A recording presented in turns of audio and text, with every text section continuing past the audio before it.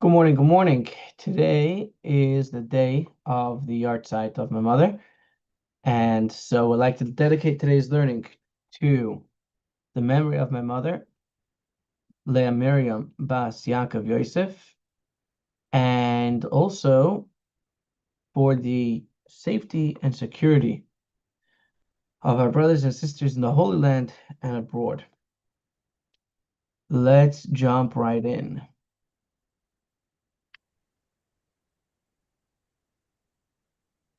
Um, Good morning, Zalman. Oh, can you hear us? Good morning, Zalman. Morning. How are you? All right. How are you? Thank God. So, jumping right in, we began a new Mishnah last week, which spoke about the different blessings that we recite over the different fruits, and that's the conversations that we're going to be having for the next little bit are going to be about what blessings do we make over which things. So, the first question the Gemara asks is, before we discuss what blessings we should be making, who even says that we're supposed to be making blessings? What is the proof and what is the source for making blessings before we eat? We see kind of the right half of your face, Alman. I'm not sure if that's something with the screen or what. Anyway, oh, there we go. Okay. We see a different background. Welcome to your new house. Thank you. Okay, so before we jump in, this is a little bit of a recap of how we finished off last week, and I want to share with you a little bit of the background before we get in, so that we'll understand the concepts about which we are talking. Let's move for a moment to Leviticus, chapter 19, verse 23 and 24. Zalman, could you please read for us verses 23 and 24? When you come to the land and you plant any food tree, you shall surely block its fruit from use. It shall be blocked from use for 3 years, not to be eaten. And in the fourth year, all its fruit shall be holy, a praise to the Lord. Okay. So here comes a question. In the fourth year, are you allowed to eat the fruit? No.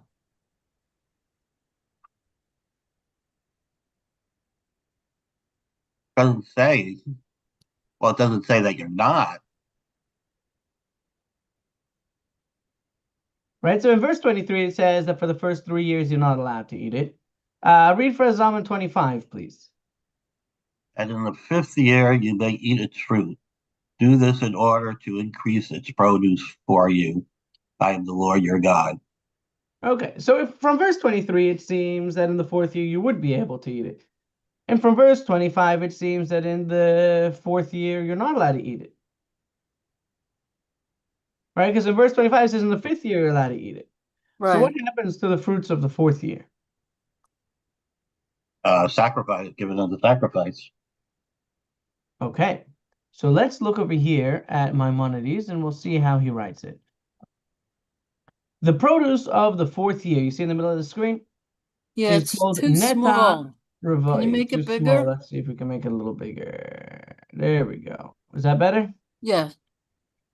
The produce of the fourth year is holy, as the verse that we just read states. In its fourth year, all of the produce shall be holy, consecrated unto God.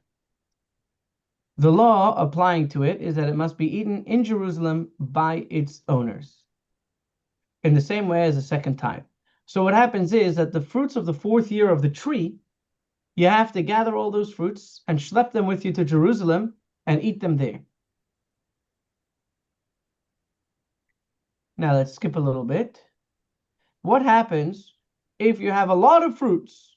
You planted a vineyard, a huge vineyard or a huge orchard, and now you have wagon loads of fruits that you need to bring to Jerusalem. And what happens if you don't want to schlep it all to Jerusalem? Or what happens if the roads are closed because of a war? God forbid. So here comes the law about redemption. A person who desires to redeem neta ravai should redeem it in the same manner in which he redeems the produce of the second tithe. If he redeems it for his own self, he must add a fifth to its value, which means that I can sell the fruits to someone else who's heading up to Jerusalem. They pay me the value, and I have now money. Or, sorry, those fruits themselves, if once they're redeemed, they can be eaten anywhere. So let's say I have a neighbor, and that neighbor wants to buy all the fruits of my vineyard. Let's say it's $1,000 worth of fruit, just to make it a simple number. He gives me $1,000. I give him the fruits, and now those fruits have been redeemed. This money is consecrated money, holy money. And when the time comes, I have to take this money to Jerusalem, and with this money, I have to buy food for friends and family, and or enemies. But I have to buy food and eat that food in Jerusalem. So you don't have to take the actual fruits with you. You can take the value of those fruits up to Jerusalem and eat it there. Now, if you want to redeem them for yourself, then you have to add a fifth. This kind of fifth is actually a quarter. It's a Jewish fifth. You have to add 25% so that it will end up being 1/5 of your total. So say this person wants to sell his own fruit in the marketplace. He would take $1,250, put them aside in a special account, which he will take up to Jerusalem and eat there. And then he's allowed to sell this produce in the marketplace or eat it or do whatever he wants with it. So that is the law of redemption. So the first 3 years, the fruits go to the garbage. The fourth year, the fruits, either they or their money's worth, go to Jerusalem. And the fifth year, you could do with them as you please. And the First law. year, the first 3 years, you plant fruit or you don't? Say again? The first 3 years, do you actually plant fruit or you just leave the field empty? That is a great question. These laws only apply to trees. So once you've planted a tree, for the first 3 years, you're not allowed to eat its fruit.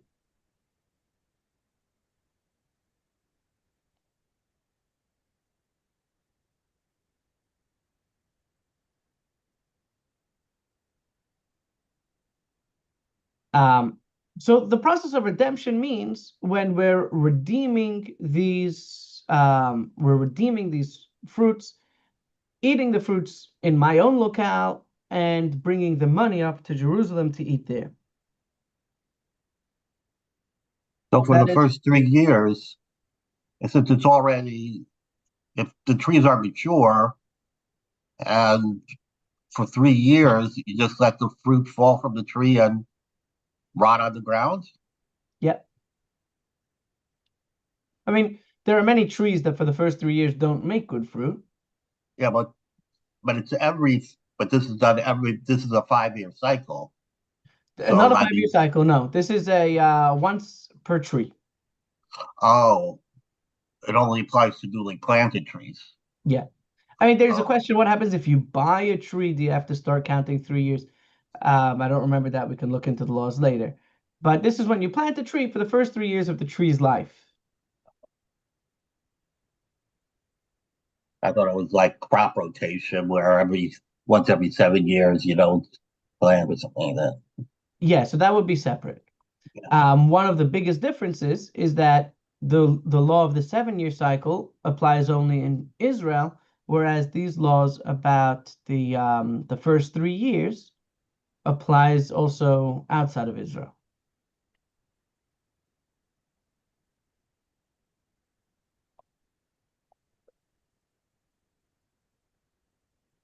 Okay, so what we're going to see is that there is actually a discussion as to what trees this applies to. Does this apply only to grapes, or does this apply to any kind of fruit tree? Fruit bearing trees. Sorry? Fruit bearing trees. So we're gonna see that soon. We're gonna get to the okay. So with that background in mind, let us begin. This is going to be a very involved session today, so get your thinking caps on. I'm excited for today, and we may continue into next week as well, but we got a lot of good, real Talmudic analysis. So this is what you signed up for. Let's get ready.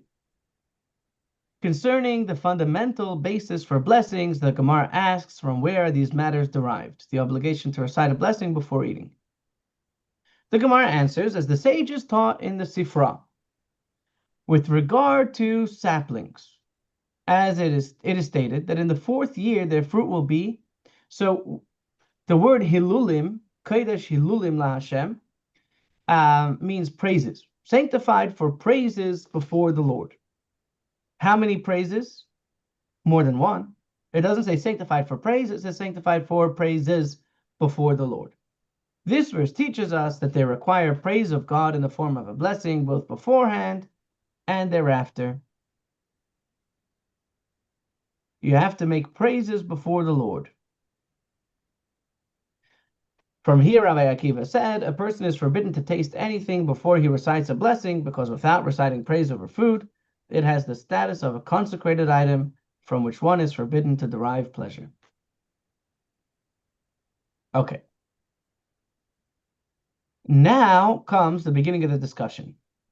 This verse, sanctified for praises, we already need it to teach us something else. And we know that if we have one verse or one group of words or even one word that is used to teach me a specific law, we can't use that same word to teach me other laws as well.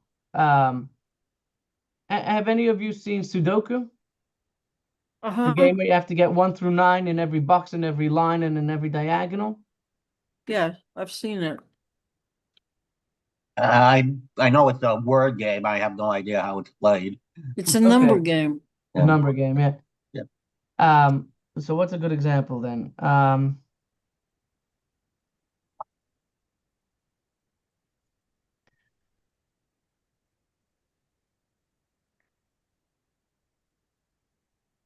You ever played Boggle?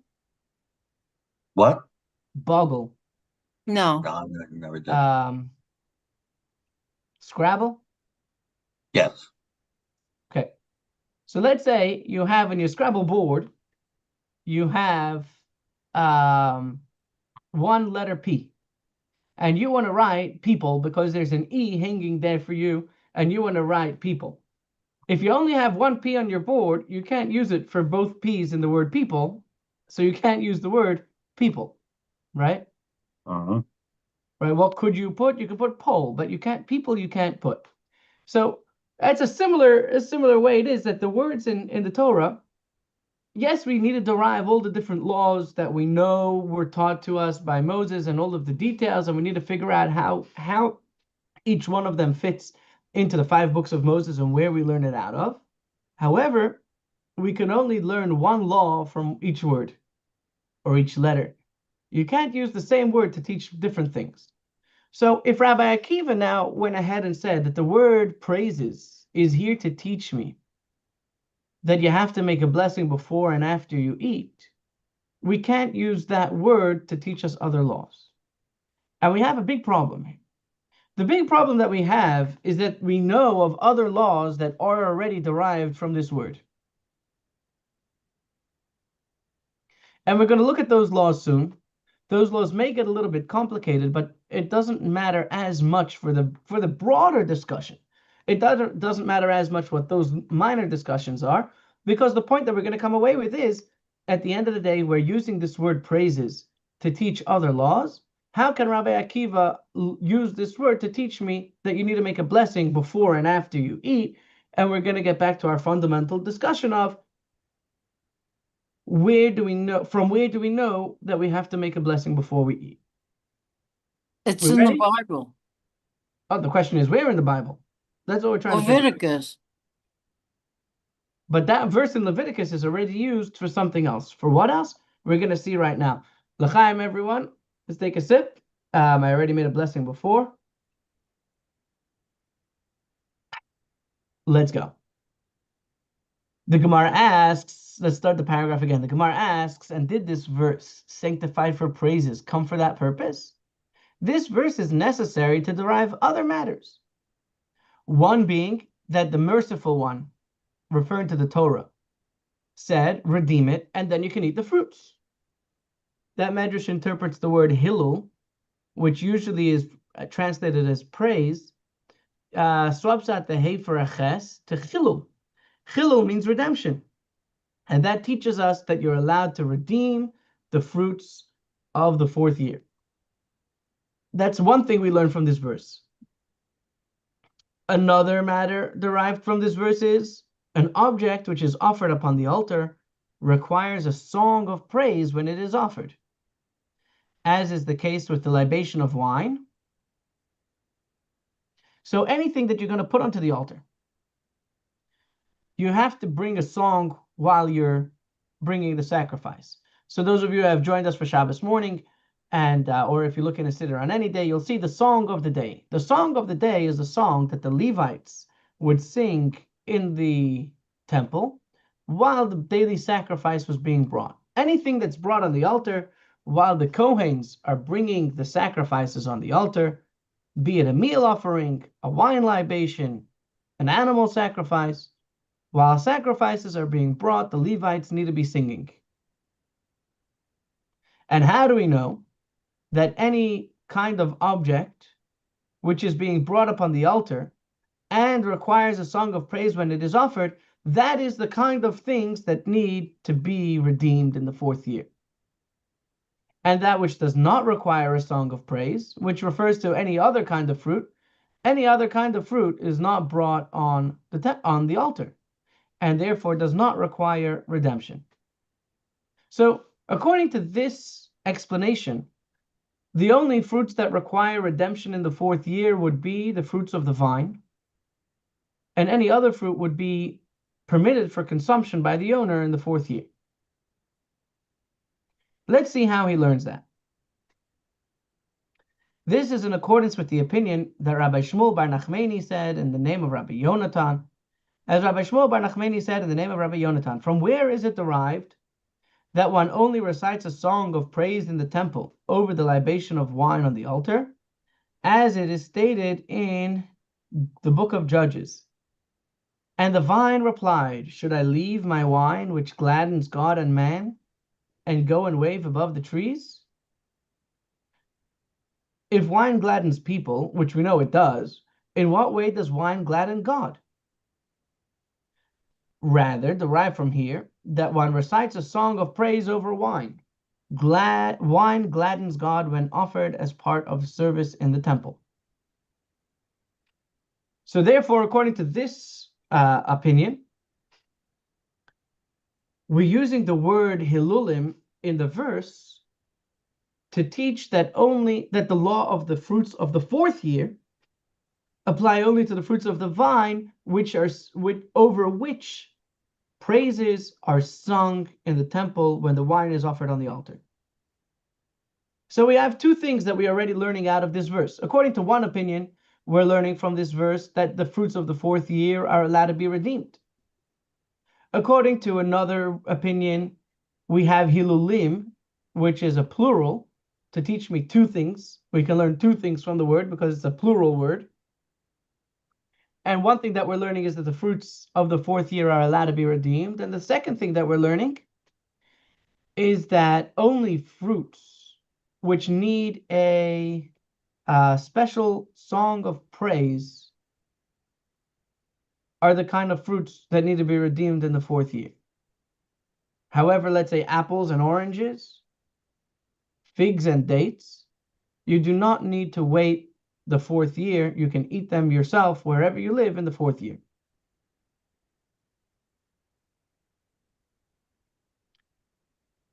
In any case, other laws have been derived from this verse, so from where then is the requirement to recite blessings derived?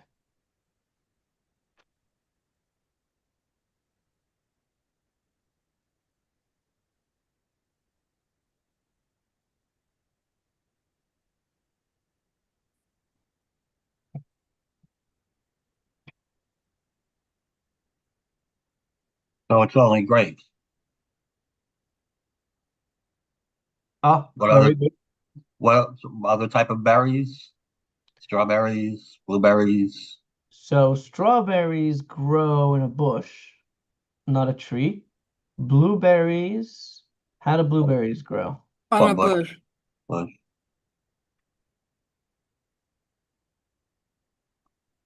Trust you, Cherries grow Google. on a tree. Cherries grow on a tree. Cherries grow on a tree, yes. Mhm.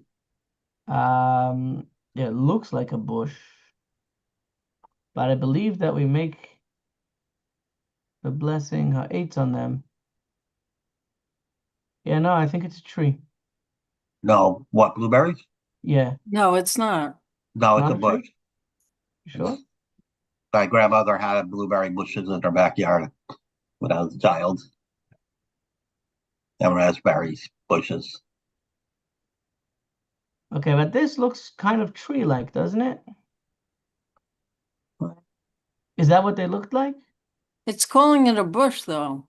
Yeah, it says So I wonder.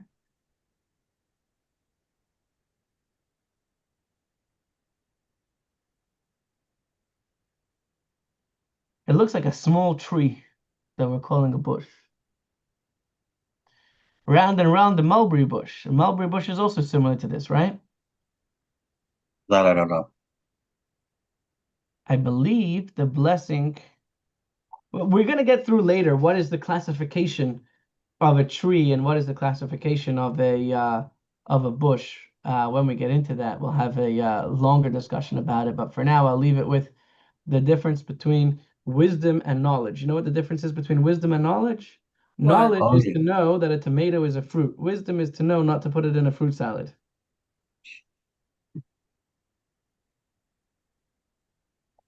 Okay, so here's the thing. According to the opinion that the law of redemption applies to all kind of fruits, not only grapevine, then we can use this word in the word of praises in our verse to teach that you need to make a blessing before and after you eat. But according to the opinion who uses this word praises, translates it as chilul, which means redemption, to learn that only grapes are are included in this mitzvah of the fourth year sapling, we need to find another answer of or another source for reciting blessings. That's what this next paragraph is going to say. Indeed, this works out well, meaning to learn that we need a blessing, and we can learn that out from this verse, according to the one who taught us a rule that the fourth year sapling in the Mishnah, dealing with the prohibition to eat fruits produced during the first 3 years of an existence, and the sanctity of the fruit produced in its fourth year, as in his opinion, fourth year fruits that grow on all trees must be redeemed. Rabbi, the word hill, is it the same word, the same spelling? Which word? Hill, interpretation of Hillel. No, down here. Oh, over Oh, here. yeah. Okay. Yeah. So this Now, dot one word, over then you said here, one word is praise and one word is redemption. But is it the same word, spelled the same? it's a little bit different. So this word is Hillel with a hey, and Uh, this word, if you see the dot underneath, I don't know why they put the dot there, but I it's am. Hillel with a ch. The hey and the ches are often um, interchangeable when it comes to homiletic interpretations. So they're homonyms, but they're not spelled the same. Exactly. Okay.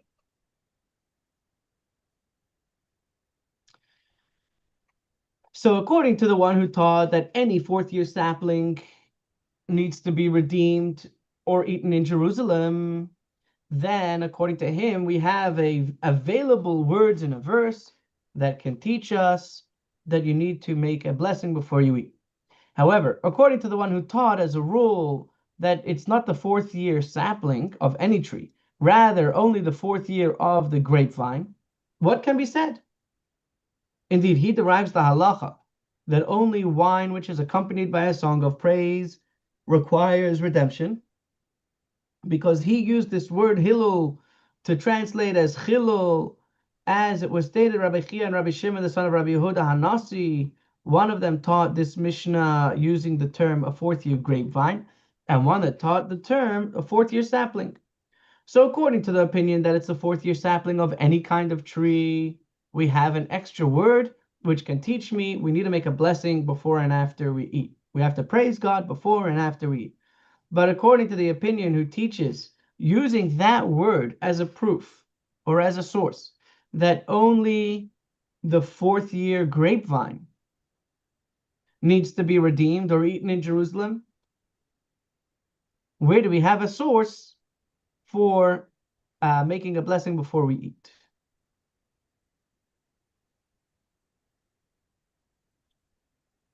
So that's stage number one. Stage number one is if you hold that the fourth year fruits, the injunction to eat your fourth year fruits in Jerusalem of any kind of tree, we have a good source for saying a blessing. Now we're going to narrow this down even more. According to the one who taught the fourth year grapevine, we can still use this verse to teach us about blessings if he derives this matter from a verbal analogy, and therefore does not need to derive this halacha from the term hilulim. There's another way to learn that the fourth year fruits of the vine must be eaten in Jerusalem. What is that? It was taught in a brisa. The Rabbi Yehuda Hanasi said, it is stated here with regard to the laws of the prohibition of the fruit for the tree's first 3 years. It says, in the 5th year you may eat its fruit, so that it may increase your produce. The word produce over here is called tavua. Tavuato. It's produce. I am the Lord your God. And it is stated below with regard to the laws of diverse kinds, meaning the prohibition against planting two different kinds in your field together, namely wheat and grapes. You shall not sow your vineyard with two kinds of seed, lest the growth of the seed that you have sown be forfeited with the produce of the vineyard. So we see here that produce, tavua, refers to a vineyard.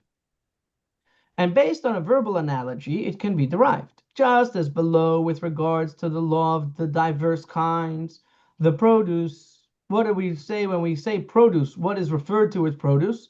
Only that which grows in a vineyard. So to here, with regards to the laws, the halachas of the fruits of a sapling, the produce is only considered that which grows in a vineyard. So we have another way to learn that the produce of the 4th year is only referring to those fruits which grow in a vineyard. We learn from the word tavua, we have the same word in 2 different verses regarding 2 different sets of laws, and we can apply the details of that law which says tavua to the details of this law which says tavua.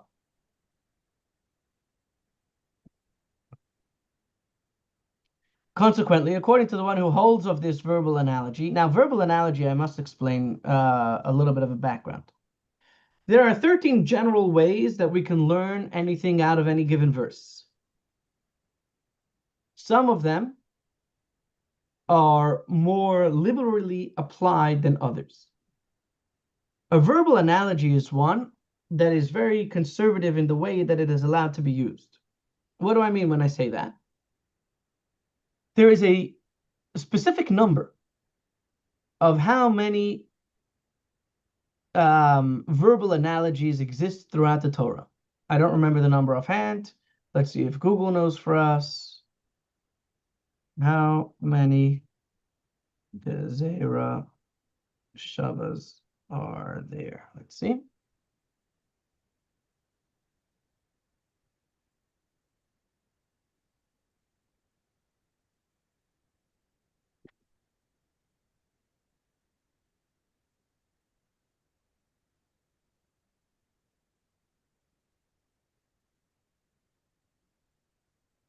Let's see if we verbal analogies. exist in the Torah.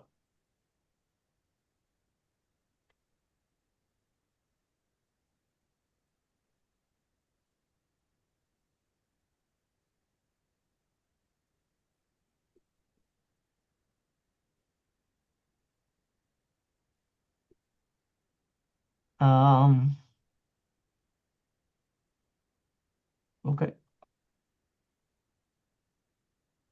I'm not sure the exact number, but there's a specific number of how many verbal analogies there are.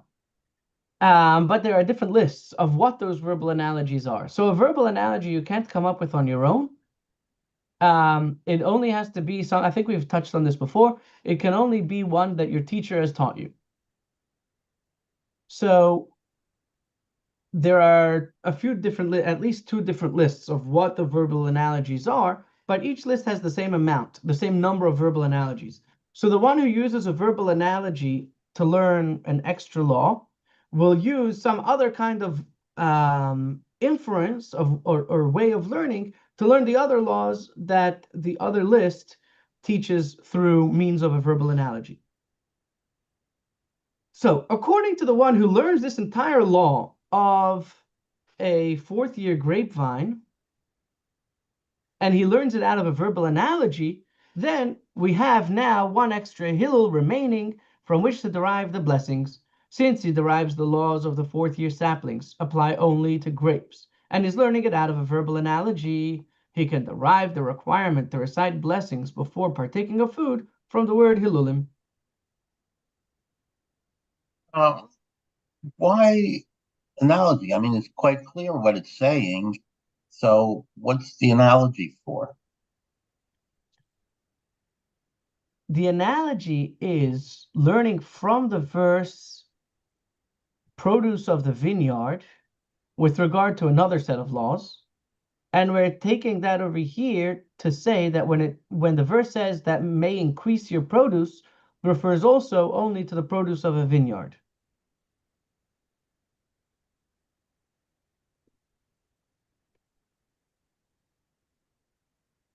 What does the word produce mean? If I ask you, what does the word produce mean? What do you Something think? that's nature makes. Right? Plants. Any That's kinds of fruits, any kinds of vegetables? right.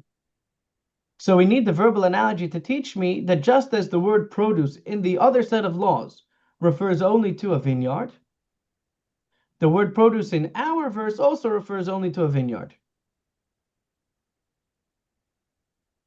We use the word analogy in the same way that it's used in the ordinary English.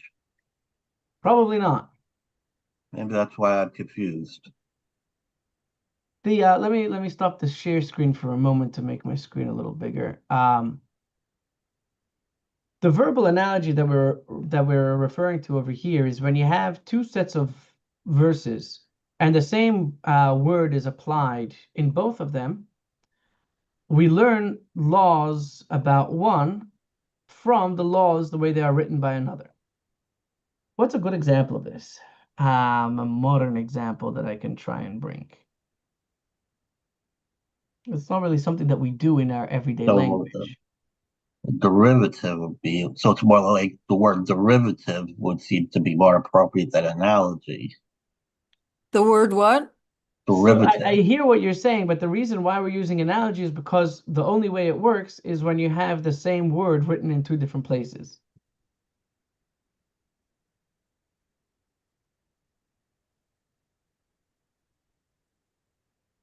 The truth Oh, is, I know. I see what's going on. The word isn't shouldn't be analogy. It should be analogous. probably Analogous, which is different. Think of analogy as like a train is like 1,000 horses. That's an analogy. right, right. And it's probably we probably have this in modern American law as well, where you'll have one concept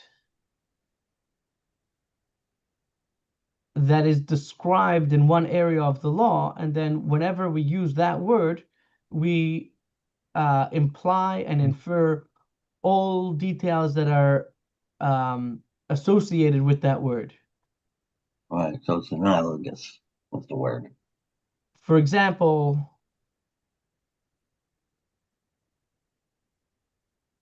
A condominium is analogous to a private separate home in terms of legal ownership.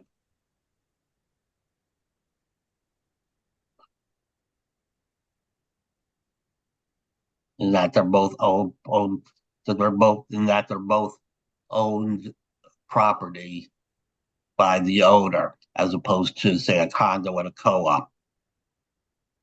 So a condominium is analogous to a private separate house, whereas a co-op is not analogous to a private separate house.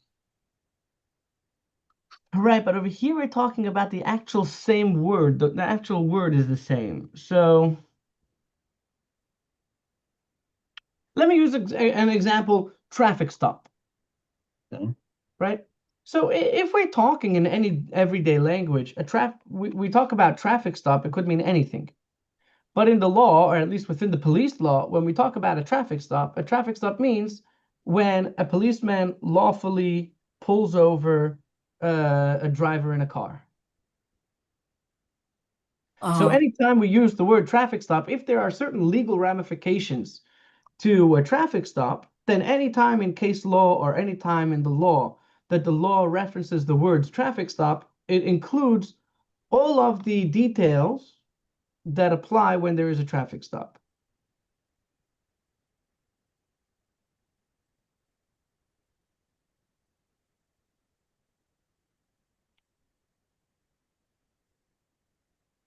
Or let's say we were writing our own book of laws, and in one section of the law, we would say that um,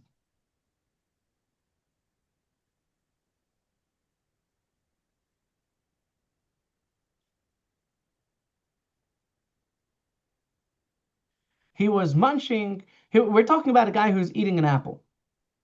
And while we're talking about the guy who's eating his apple, we say that he was munching on his fruit. Any other time that we reference the words munching on his fruit throughout the entire story, you are going to have to assume that it is an apple. Because when we said munching on his fruit the first time, it was talking about an apple.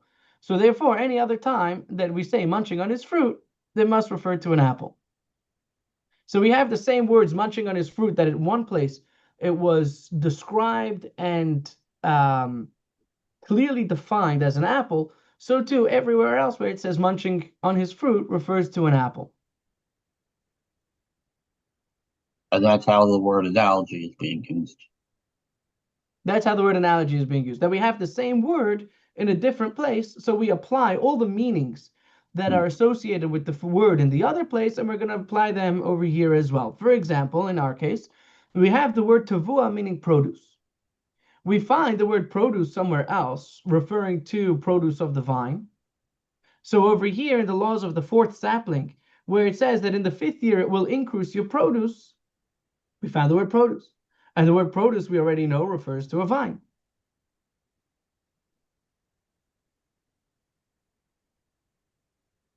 So the word produce refer only to vine, so produce doesn't refer to vegetables and other stuff. So in other places it does, but over here we're learning from the fact that the Torah chose to use the word produce, it teaches us specific laws. In our case, in our scenario, the word produce here is teaching us that it's only the fruits of the vine that require redemption or to be brought up to Jerusalem.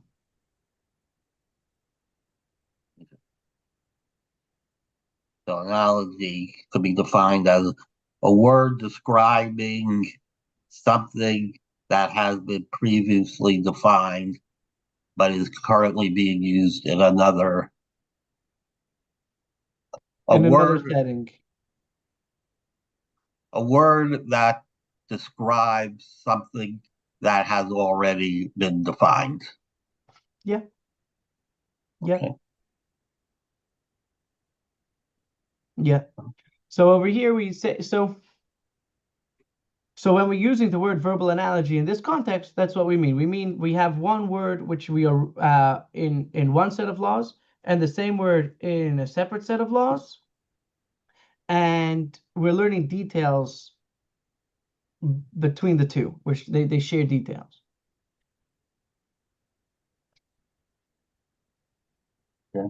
Okay, so let's go back over here, and I want to kind of draw a flow chart of where we're holding. Let me go to.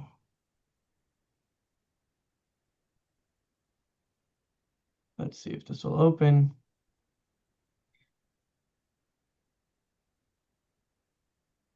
How do I insert a flow chart over here? Insert a diagram. We want a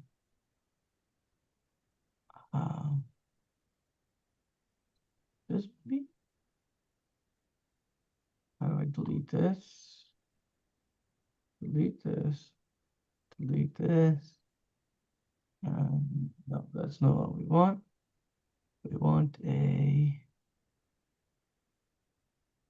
hierarchy here.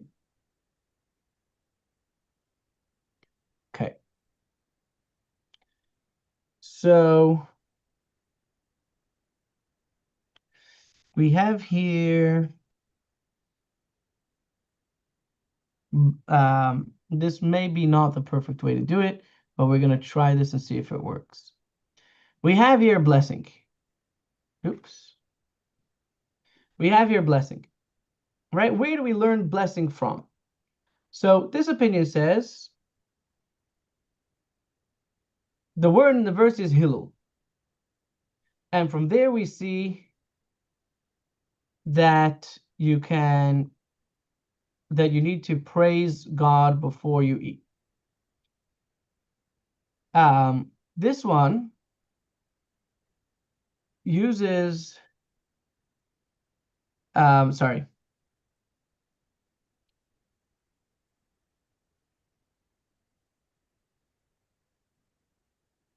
Let's use this way. Blessing learned from the word Hillel. Okay. Over here we're gonna write 4th year sapling of any kind of fruit.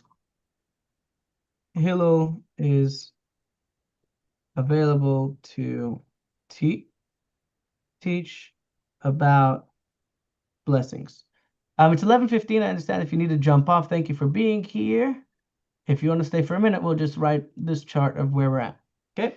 So we have the blessing. That was the original thing. We learned that the blessing is learned from the word Hillel, the obligation for blessing.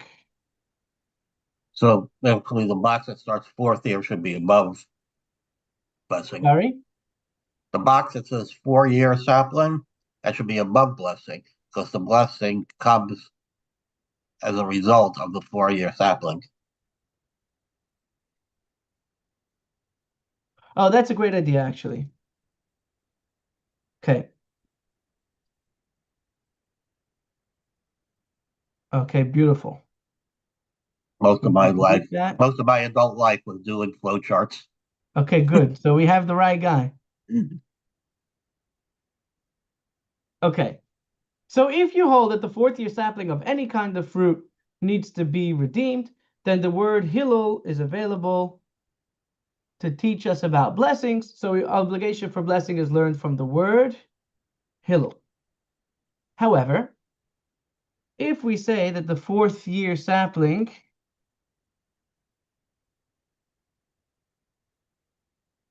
only of the vine, then it depends where you're learning 4th year sapling only of the vine. If you learn that the 4th year sapling only of the vine is by verbal analogy of the word produce,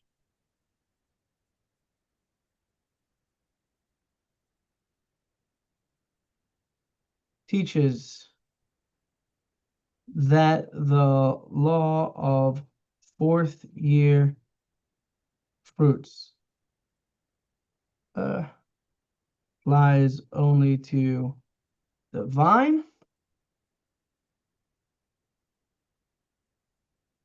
Verbal analogy of the word produce teaches that the law of the fourth year fruits apply only to the vine. Then the word Hillel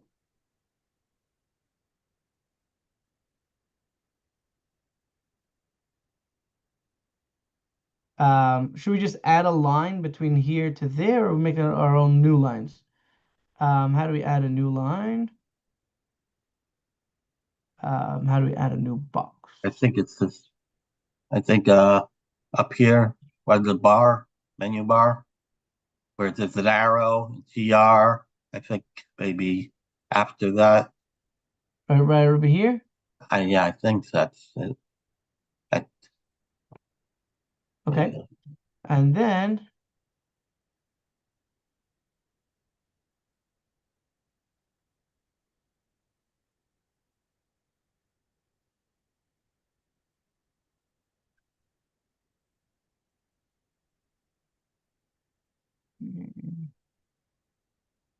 okay, so Hillel is so if we learn the fact that a fourth year sapling refers only to the fruits of the vine, and we're learning that from a verbal analogy of the word produce, then the word Hillel in our verse is available to teach me that you need to make blessings before and after. However, the question that we're remaining with is this box right over here. Learns fourth year vine from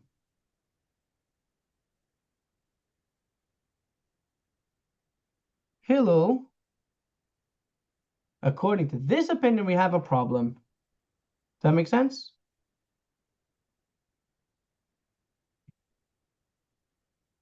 Oops.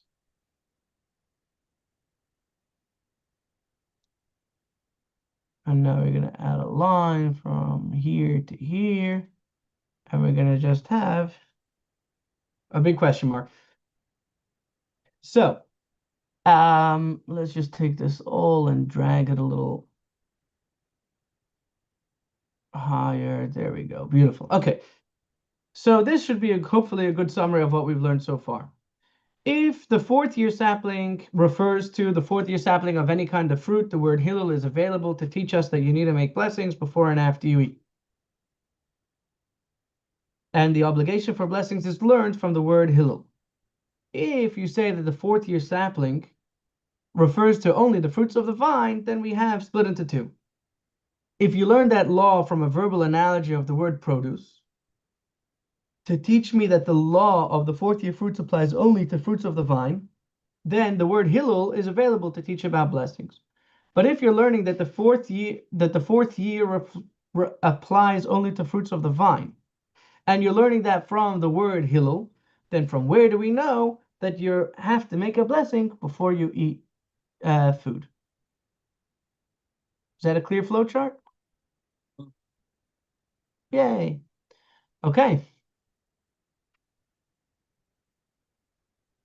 So that's where we're going to leave off. And next week, we're going to dive back into the discussion, trying to figure out these question marks.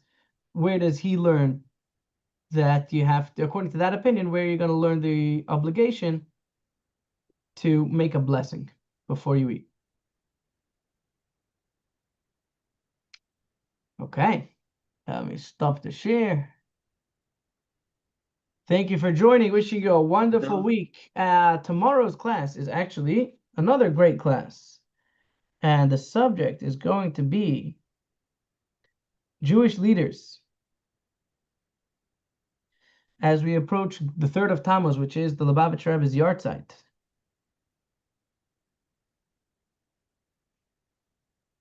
We will be learning, and the subject is, do we need a leader?